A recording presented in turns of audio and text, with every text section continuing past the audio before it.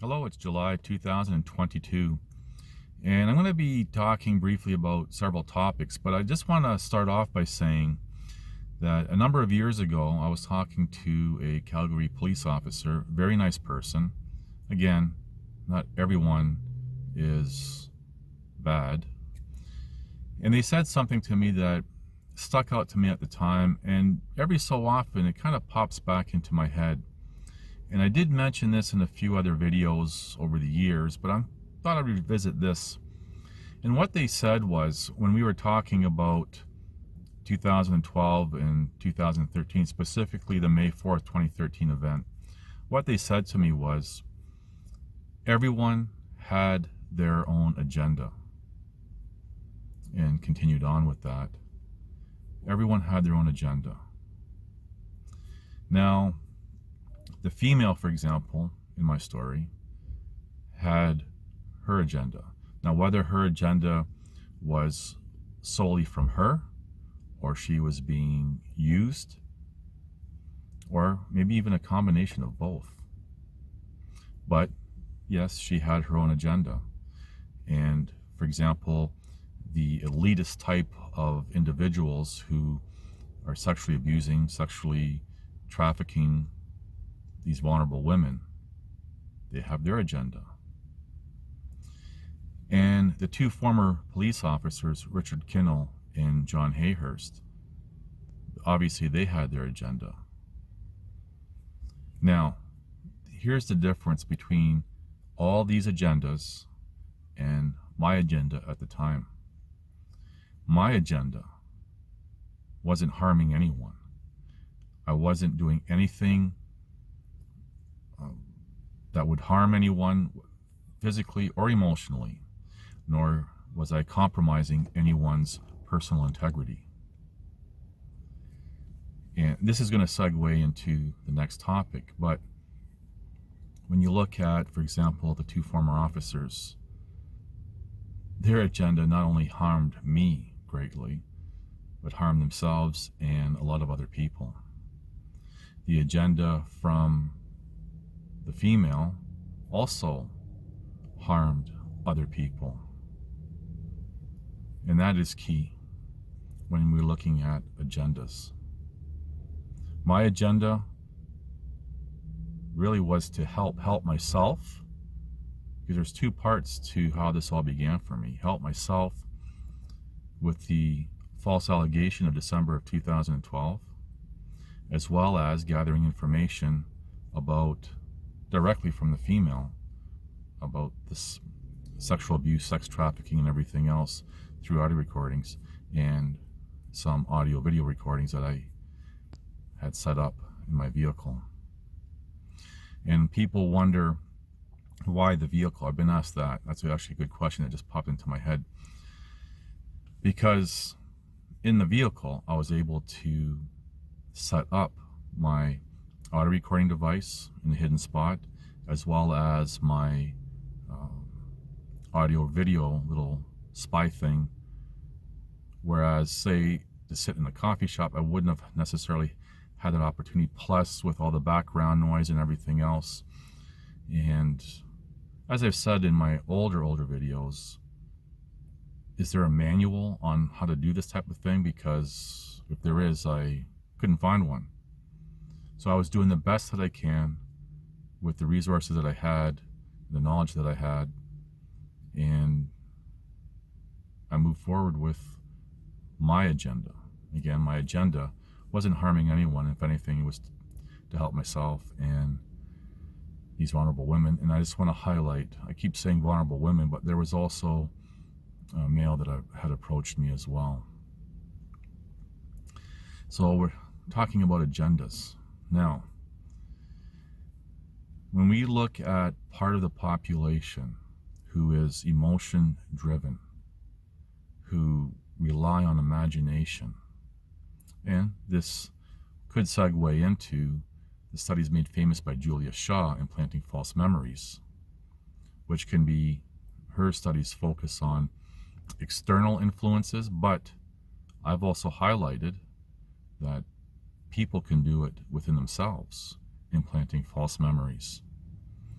And we hear, you know, maybe not so much in today's world, but, you know, throughout my life, especially when I was younger, you know, you have to be careful of certain types of people in this world because they are very destructive. And if you give them just a little bit, they will twist it and manipulate it and, as a descriptive, use it against you. Now, we see this, for example, a lot with, you know, we know that lawyers will say, don't talk to the police, for example, like say during questioning, not unless you have a lawyer present.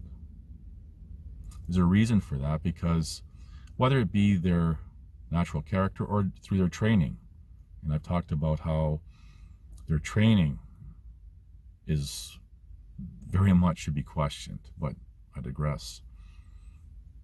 They'll look for something, just the slightest little thing that they can twist and use against the individual. And that's all they need. And it's not just, I'm not picking on, for example, police here. I mean, this applies to any profession, anyone in a position of authority. And I've discussed there's many different types of positions of authority. But we also see this with the common person in everyday life. How there are people that will create something from nothing.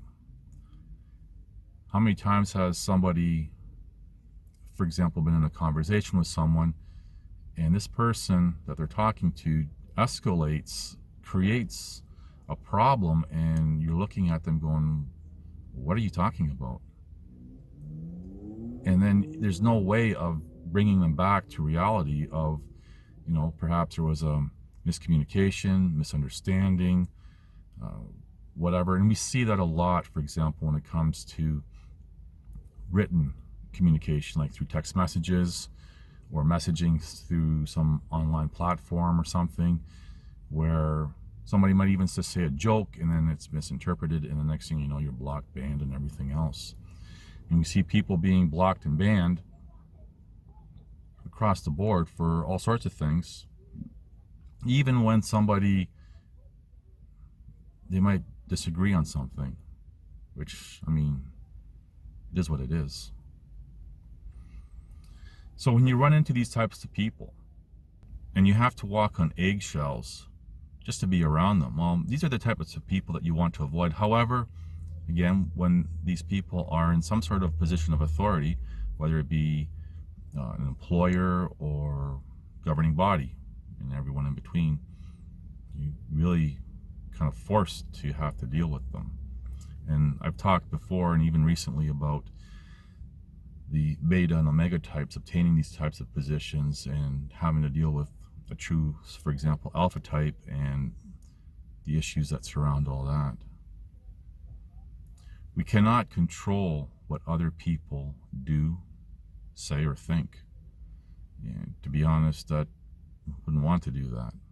There are some people who want to control people. They want to control society. They're power hungry. And I've talked about this over the past several months in a few videos and highlighted an example of one world leader who you can see that moment of realization of power, or at least the appearance of power. Because really, power is given. It's not something that they really have. And a lot of as a descriptive, the lesser of the human gene pool, and I've talked about this, and it's partly defined as those who lack critical thinking skills, an extensive knowledge base, and cannot separate their emotions when making conclusions or even decisions. When they obtain these positions, a lot of problems happen. Anyway, I'm going off on a tangent here, but we can't control what other people say, think, or do.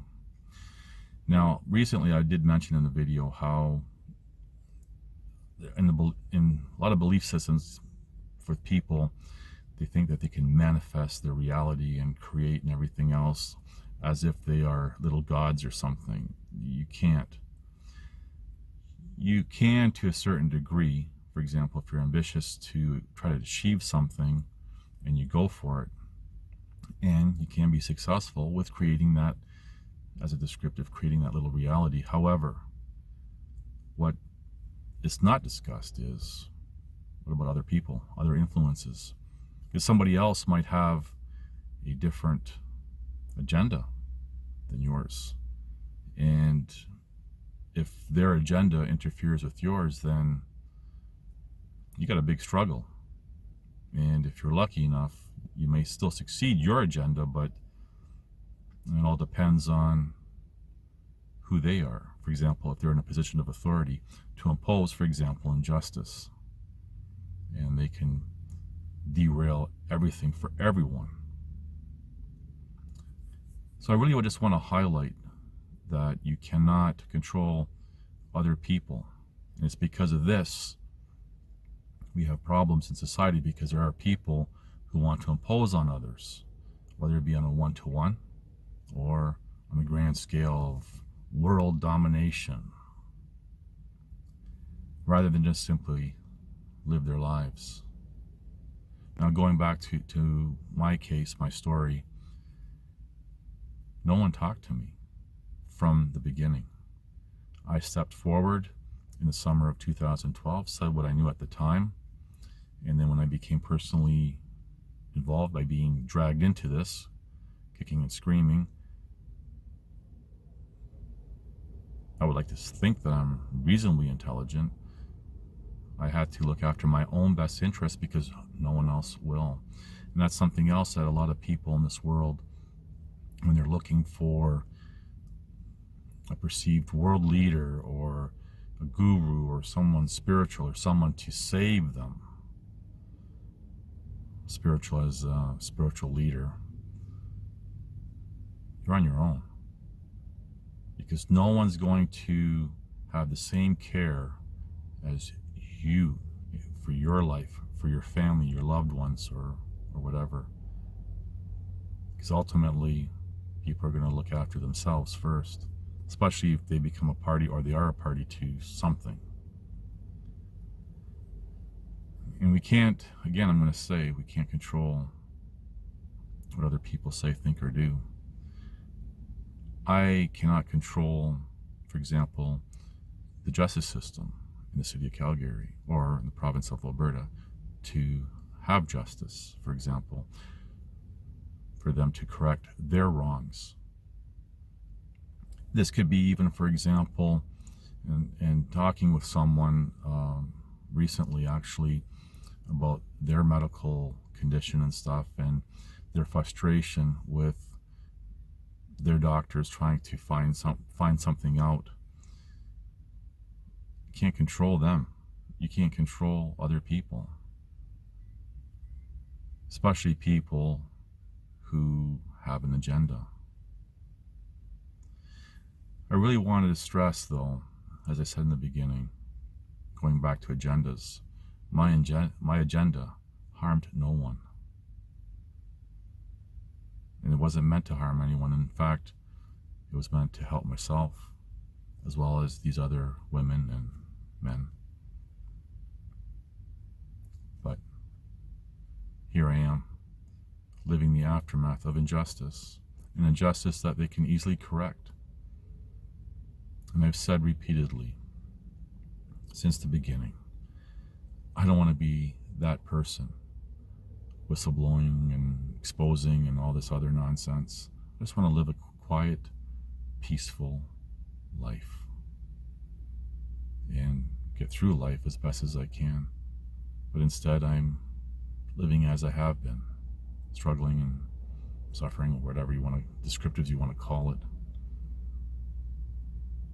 But nothing more would I like than to put it all behind me and just move on. But it's not up to me. I can't control other people. These other people in my story can easily just fix everything. And the more that I continue, the more I upset these people. These people did it to themselves. And these are the very people who will look at others, arrest them, convict them, jail them, and say, well, you created your own problem. But you gotta remember, these people, anyone, including yourself, when you point one finger back, like one finger forward, 3 fingers are pointing back at you. But I'm not out to change the world or change anything. Never even dreamt of that kind of delusion. Anyway, hopefully this kind of gives you something to think about. Because if you're struggling, for example, whether it be trying to find a medical cure for your condition, you're not getting cooperation, then you're not going to control others. So maybe just play the cards you're dealt and be happy. In my case, living in the aftermath of injustice for my efforts, I struggle, but the core of me is still happy. It may not come through in my videos, but that's just me. Throughout my whole life, people have said that I think it's called a standing face, just your normal expression. Looks like that I'm maybe even angry, but I'm not. That's just me. I'm not a really laughy type of person, you know, giggling and all upbeat. That's not me either. But it doesn't mean that that's not my core. And I've said not too long ago in a video that a lot of the people that you might see in videos, they're all upbeat and all, you know, really getting the energy going, and people just love that. They buy into that. But is that really who they are? You really go past that, and most people don't care because most people just want to be entertained, and that's another tangent. Anyway, just things to think about. Thank you for watching. Please like, subscribe, comment, and share.